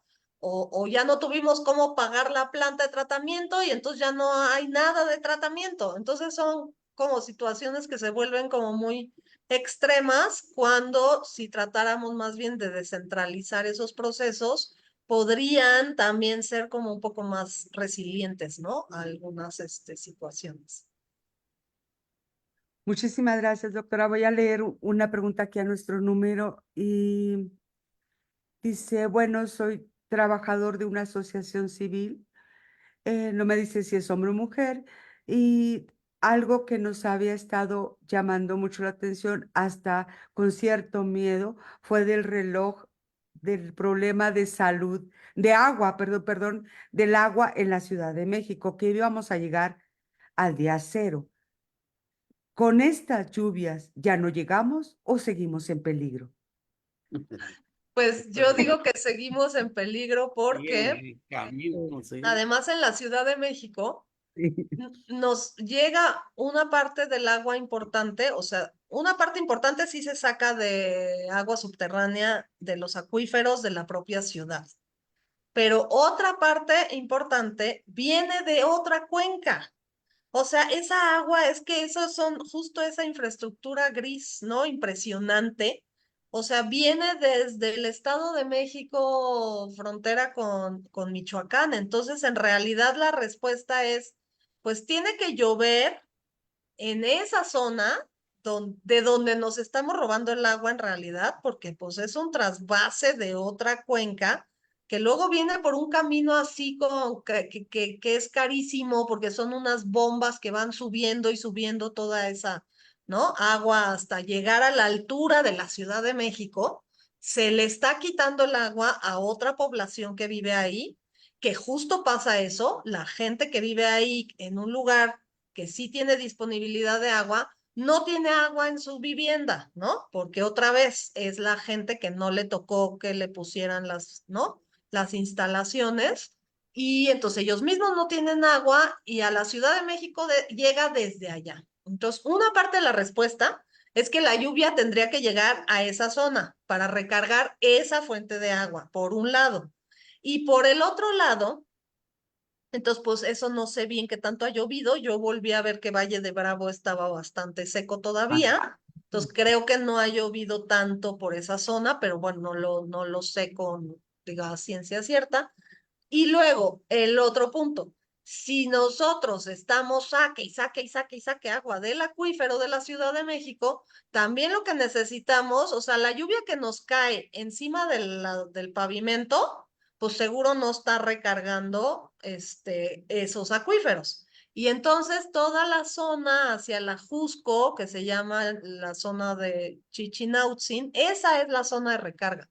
O sea, la lluvia que cae ahí con un bosque que sigue conservado para que cumpla su función, ahí sí, esa agua sí es la que puede estar recargando, pero pues nos hacen falta muchísimos otros pozos, ¿no? De infiltración para que de veras nos pongamos un poco a mano con todo el volumen que le sacamos al acuífero, pues ahora cómo le hacemos para que esa agua de veras le regrese otra vez y podamos pensar en seguir sacando del acuífero, ¿no? Entonces, la respuesta a esa pregunta es que hay que voltear a ver dónde son las zonas de recarga de esas fuentes de agua, ¿no? Y entonces, y en Ciudad de México, al tener estas dos vertientes, ¿no? De dónde viene el agua, pues nos tenemos que fijar como en varias zonas que no necesariamente es el centro de la ciudad, justo, ¿no? Y bueno, y eso, veamos y empecemos a presionar a los gobiernos locales, ¿no? Y entonces que no pongan puro pavimento, sino que también nos ayuden a ver dónde puede haber esos pozos de infiltración y para que esa agua, o sea, porque ahorita esa agua de lluvia, la que cae en la ciudad, pues es prácticamente un desperdicio, porque ni la estamos captando en los techos, ¿no? Para almacenarla, se está yendo por el drenaje y ese drenaje es combinado. Entonces es el drenaje que lleva todas las aguas grises y negras y pues ahí se va la de lluvia. Y entonces si no venía tan sucia, ¿no? De la de lluvia, pues ya se va a ensuciar porque se va a ir por ese. Entonces digo, se va a ir a la planta de tratamiento y bueno, puede sí tener cierta utilidad de donde se vaya a descargar lo que salga de esa planta de tratamiento, ¿no? Pero ahí también les puedo adelantar que buena parte de las aguas negras de la Ciudad de México se van a Hidalgo, se van al Valle del Mezquital. Y en ese Valle del Mezquital lleva más de 100 años llegándoles el agua, pero sin tratar además, ¿no? Y entonces, o sea, esa lluvia de cierta forma también termina llegándole, pero a Hidalgo, no a, o sea, no a recargar ni los acuíferos ni la otra fuente de agua que utilizamos de donde viene todo el sistema Cutzamala, ¿no? Entonces, o sea, no, las lluvias de aquí de la ciudad sirven muy poco realmente, ¿no? Y pues ahí también yo tengo que opinar porque pues yo como ciudadana de la Ciudad de México, pues sí es muy feo porque yo me enteré que estábamos ya cerca del día cero, pues porque leo diferentes fuentes de información. Pero a mí, aquí en la ciudad, de mis autoridades locales o de la ciudad, nadie me avisó, nadie me avisó y yo creo que no salió pues en los medios ni nada para decir, oigan, cuidado, que sí está pronosticado. Entonces, con agua había puesto el 26 de junio pasado como el día estimado de que ya nos llegaba el día cero.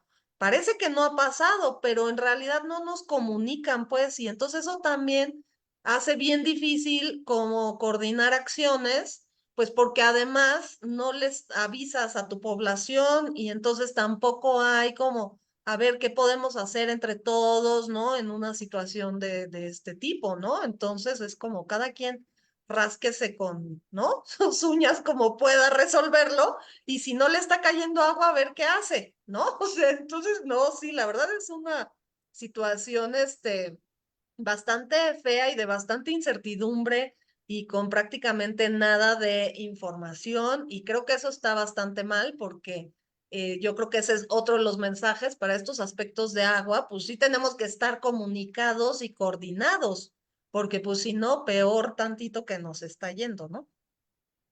Volvemos a lo mismo, doctora, como lo hemos repetido toda la semana.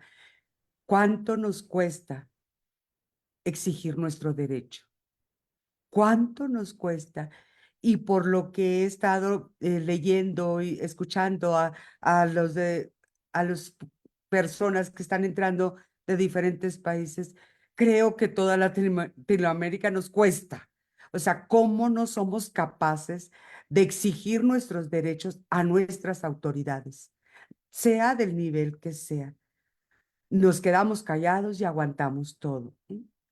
Es muy, muy, muy complicado. Y con respecto a la captación de agua de lluvia, aquí nos manda y le preguntan, doctora, ¿es suficiente hacer una ayuda en cuanto a captar desde la escuela de mi localidad y mi casa, agua de lluvia es buena para que nosotros nos podamos bañar o qué es lo que podemos hacer con esa captación del baño, porque he escuchado la lluvia ácida. Sí, exacto. Con el agua de lluvia, pues tampoco es que podamos asumir de entrada que viene muy limpia, justo por eso, porque también ya vieron cómo tenemos toda la contaminación atmosférica. Y entonces, sobre todo la primera, digamos, lluvia que cae, pues trae como arrastrando bastantes cosas, ¿no? Aquí en Ciudad de México, algún análisis que han hecho, pues sí, hasta plomo tienes en el agua porque por la arrastra de la atmósfera, ¿no? Entonces, o sea, y hay creo ya varios desarrollos, ¿no? Aquí está instalando una organización que se llama Isla Urbana y entonces ellos ya tienen como un separador en primera, como las primeras lluvias, mejor no las captas y no, dejas que se vayan porque es como la parte más sucia. Luego tienen como la separación también de las partículas más gruesas. Entonces sí es importante tener como las etapas estas en el sistema, porque pues si no, sí va a terminar siendo un agua que no va a ser de tan buena calidad, ¿no? Entonces, separar lo más grueso y luego si se pueden tener como los filtros, pues sí ayuda, ¿no? Para mejorar la calidad. Y pues de plano, si no hasta ponerle en el último paso ozono, ¿no? Que el ozono pues es un tratamiento y con eso pues al menos está uno más seguro, digo, además de filtros que existen.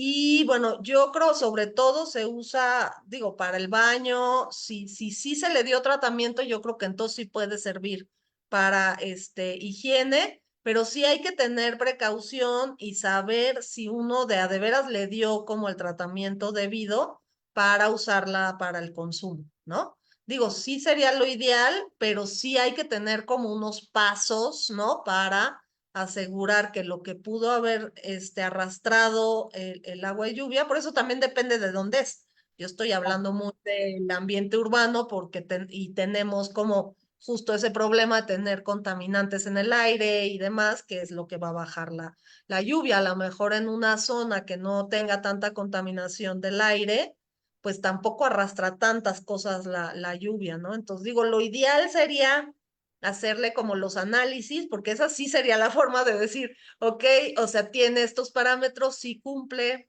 y entonces, pues sí parece que la podemos como usar para más, cosas, ¿no? Pero sí creo que hay que tener, pues, varias, precauciones o varios pasos para asegurar que sí, pues, sea de la mejor calidad posible esa agua, ¿no? O sea, de hecho, sí la están, aquí los tinacos que ponen para captarla, les ponen también la pastilla de cloro, por ejemplo. Entonces, pues ya la desinfectan y entonces ya también eso incrementa. Y pues sí están pues tratando de capacitar, ¿no? A los usuarios de los sistemas de captación de cómo ir limpiando pues estas diferentes, ¿no? Partes del sistema que hay que estar manteniendo bien, pues para tener entonces un agua de mejor calidad. Entonces, bueno, sí, dependería, pero sí, justo, pues también se puede comunicar con algunos de estos, ¿no? Algunas de estas organizaciones que lo están haciendo y que pues ya tienen más experiencia y como que ya pensaron en varios de estos detalles que hay que, considerar, ¿no? Para ir cerrando, porque no voy a poder leer tantas, doctora, dice José Antonio Ortiz, en Tlaxcala, la infraestructura para tratamiento es de 125 plantas, pero solo operan 7 a cargo del gobierno.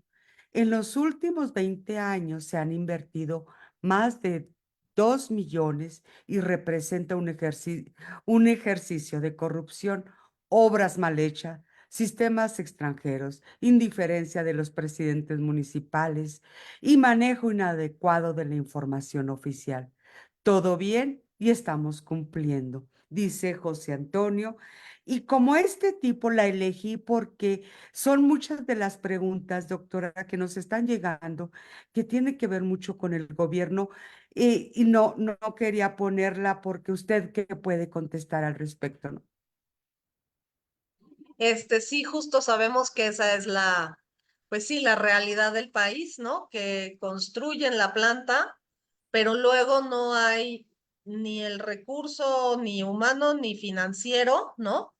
Para mantenerlas, ¿no? Porque, o sea, bueno, mencionaba yo que, por ejemplo, ¿no? Para parte del tratamiento, pues necesitas muchas bombas y estarle inyectando oxígeno a esa agua como para acelerar esos procesos, biológicos, pero pues todo eso es dinero, ¿no? O sea, es energía eléctrica, es tener las bombas funcionando, es tener las piezas, y entonces casi que ese tipo de infraestructura, pues sí, gris, termina ahí abandonada y se le invirtió dinero, pero porque nunca le pensaron, porque eso es muy común en los programas, ¿no? O sea, ponen el dinero para construir algo, pero luego no piensan en todo lo que te va a costar la operación y que entonces eso tienes que asegurar un presupuesto para que después, pues de a de veras continúes aprovechando eso que te costó millones construir, ¿no?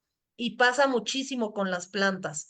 Entonces, por eso hay que pensar en muchos casos, y Tlaxcala seguramente puede ser uno de esos casos donde no tienes una ciudad o un área metropolitana de no sé cuántos millones, ¿no? Si no tienes en realidad, localidades un poco más pequeñas, que se piense en otras, opciones, ¿no? Que digo que también usan procesos biológicos, pero que no sea esa obra enorme que luego, pues no hay gobierno que la pueda mantener, ¿no? Entonces, procesos, que al final son como humedales, pues, o sea, es como darle la oportunidad a la naturaleza pues, poderlo limpiar, ¿no? Mucho también depende de que uno separe, justo, pues, si le echas los residuos industriales, todos tóxicos, pues, hasta los plantitas y todos los microorganismos que según te iban a ayudar, los vas a matar, cuando estaban hechos para tratar aguas municipales, ¿no? Entonces, bueno, venimos desde esos problemas de que de repente hay también como sitios de producción que no necesariamente están registrados y que están haciendo ciertos procesos contaminantes en casas, y todo eso se te va al drenaje municipal y pues luego no hay como sistema que esté preparado porque tampoco se pensaba que le iba a llegar colorantes de estos, tinciones, no sé qué cosas. Digo, estoy pensando porque en Tlaxcala hay como ciertas zonas donde hacen este trabajo de la mezclilla, esto de que yo también no entiendo, o sea, qué ganas de romper y deslavar el pantalón y luego te vendan un pantalón de mezclilla ya todo roto, o sea, es como, bueno, ok, pero digamos, todo ese proceso de esa deslavar la mezclilla y que se rompa como se usa ahora, eso hay ciertos sitios en Tlaxcala que lo hacen, pero yo sé también que lo hacen en casas y que entonces, pues esa agua que trae contaminantes como específicos más industriales tóxicos, pues se va por el drenaje municipal también, ¿no? Y entonces eso tiene también que considerarse que a lo mejor necesita justo un tratamiento especial y que tengas opciones más baratas, digamos, de operación para la parte de aguas residuales municipales, ¿no? Donde de a de veras puedas asegurar más que eso siga funcionando en el tiempo, ¿no? Y que haya los recursos para que de a de veras funcione. Entonces, pues un poco es de repente, no sé si acercarle como las opciones a los sistemas. Además, ya sabemos que todo eso le toca al municipio. Y el municipio también otra vez es el que menos recursos tiene, menos dinero tiene y menos también capacitación o capacidad como técnica. Entonces, creo que pues ahí también hay un trabajo de hacer, como de acercarle opciones al municipio, ayudarle también a ver qué otras formas hay para resolver ese tipo de problemas, que no necesariamente sea eso, de invertir millones y millones y millones en una planta que ya sabemos casi seguro que no se va a usar porque no va a haber dinero que alcance para mantenerla, ¿no? Entonces hay que cambiar el enfoque, pues, y buscar otras formas, ¿no? De hacerlo que sí existen, pero que además van como mucho más amigables o mucho más parecidos como a esos procesos de la naturaleza, ¿no? Entonces, creo que por ahí iría mi tratar. Efectivamente, doctora, estaba dando una capacitación a unos jóvenes sobre, y me fui con el tema de la ropa, ¿sí? Usted sabe que los jóvenes se cambian, compran, ropa, pero por mayoreo, ¿no? O sea, cada fin de semana una jovencita, un joven se compra ropa, ¿no? Entonces yo trataba de despertar la conciencia de que no usaran tanta ropa, que no se comprara tanta ropa porque era una industria altamente contaminante para el medio ambiente, ¿no? Y lo más sorprendente que me llevé es, ¿por qué lo tengo que hacer yo si todo mundo compra? Entonces dije, Dios mío, creo que voy a tener que trabajar mucho más para despertar conciencia en cada uno de este grupo, porque la mayoría del grupo, y le estoy hablando 50 jóvenes, todos los jóvenes pensaban lo mismo, ¿sí? ¿Por qué ellos tenían que dejar de comprar si la gran mayoría lo compraba y que ellos no iban a hacer la diferencia? ¿Cuánto nos cuesta despertar conciencia? Que si tú dejas, cuando menos ya es algo, ¿no? Algo. Y que los poquitos vamos a hacerlo mucho. Y eso que me fui con los jóvenes. Ahora se imaginan las mujeres. ¿No? Entonces no quiero ni imaginar. Empecé con los jóvenes, no me fue muy bien, pero ya comencé.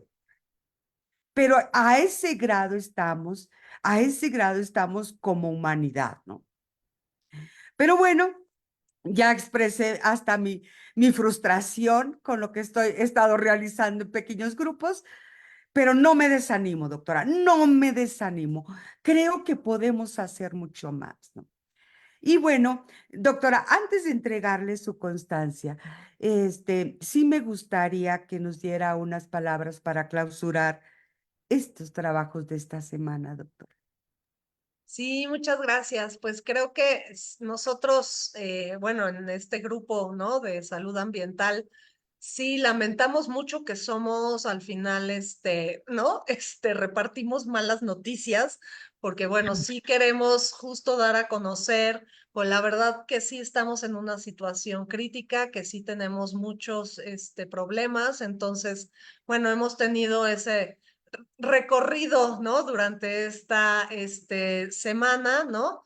Tratando también de, pues, demostrar, digamos, la importancia de ir desde lo local, ¿no? Donde más se están como presentando o son evidentes los problemas, pero pues de ese nivel local nos tenemos que ir hasta el nivel global, ¿no? Y que por eso estamos pues trabajando bajo este enfoque de salud planetaria, ¿no?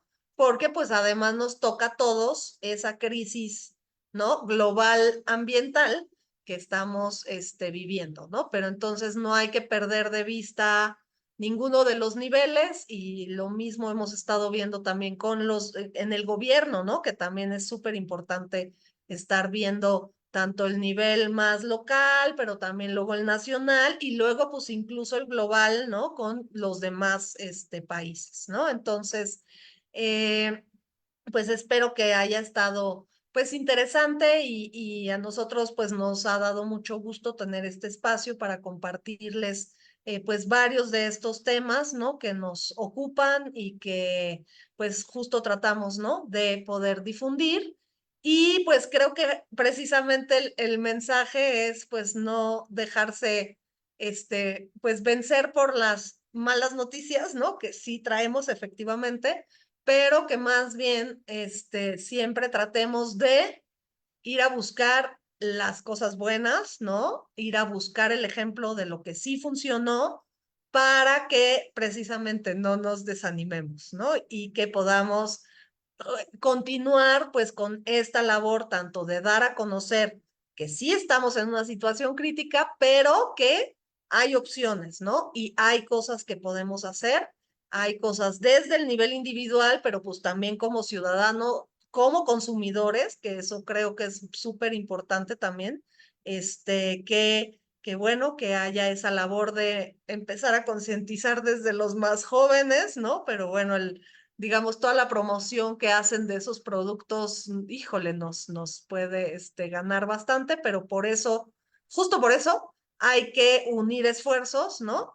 Para que pues podamos desde los diferentes lugares o frentes que tengamos, ¿no? Disponibles, pues tratar de hacer llegar este mensaje y tratar también eso, de buscar opciones y de ofrecer como algunas cosas que podamos hacer para ir cambiando un poco esta realidad.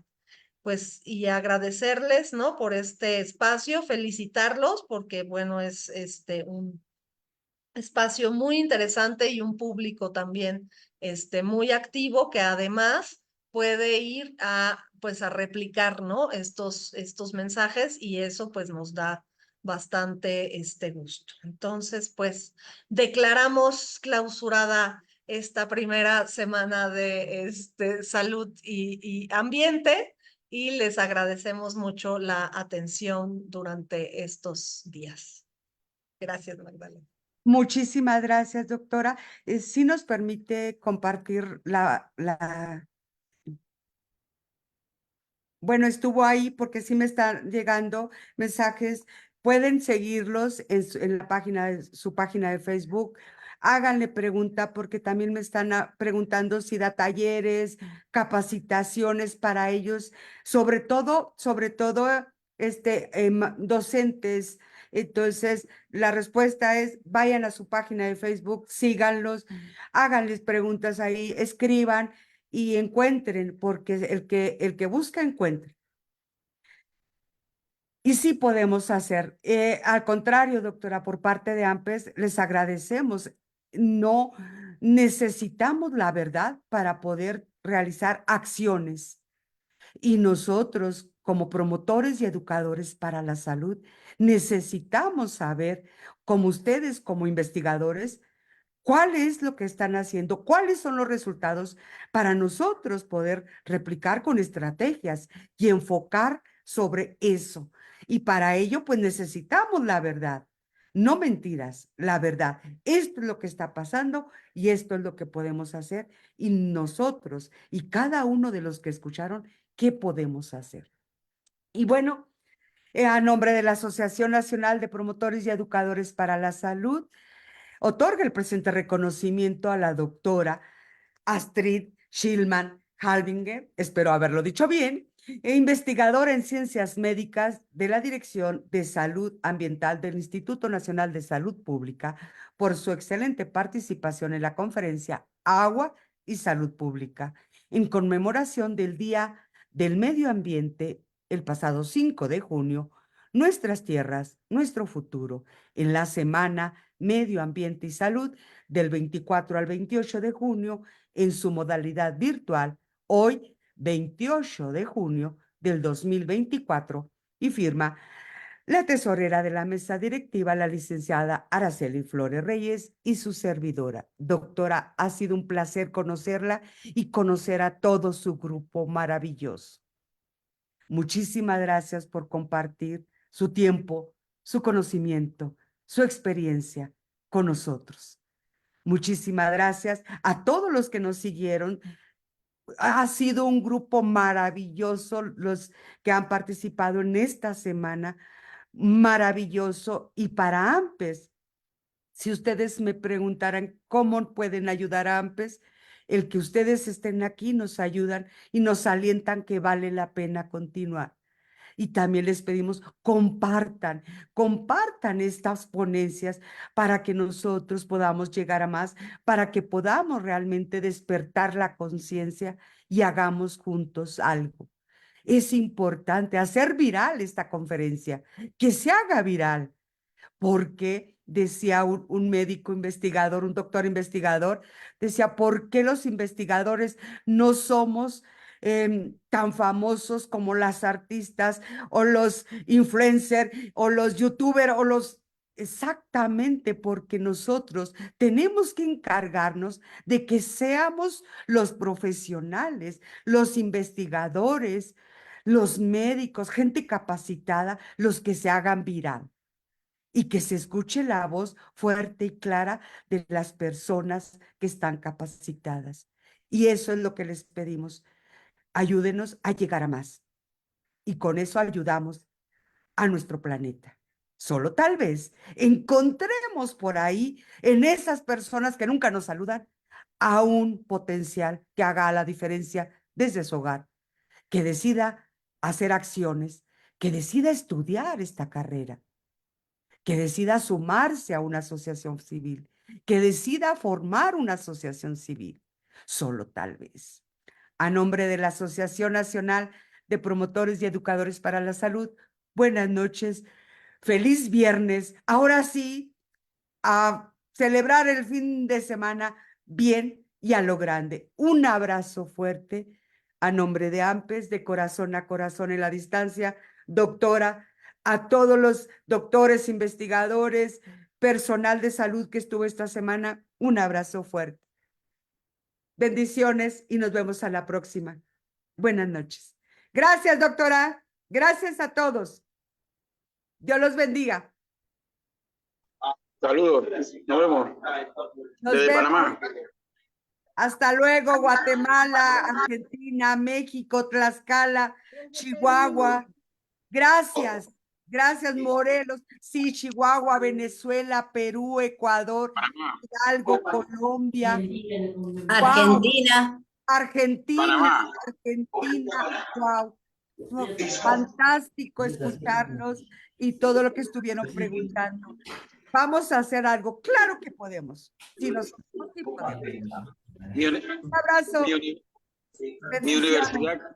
Mi universidad quiere tener los contactos para poder coordinar capacitaciones con ustedes y webinar. Ok, doctora, le están aquí llamando. Doctora, ok, escríbele a la doctora que se acaba de salir. Escríbele a ella.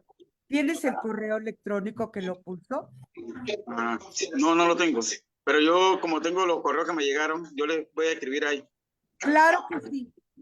Ahí puedes encontrar a todos los investigadores, ¿sí? En nuestra página de Facebook vamos a ir subiendo en donde localizar a cada uno de los ponentes. Si no, envíame un mensaje al número de nuestra asociación, que yo lo tengo, y yo te envío los datos. Jorge Romero, acuérdate. Hasta luego. Hasta luego, bonita noche. Que pase un excelente fin de semana. Igualmente. Que Dios me los cuide mucho. Dios los bendiga.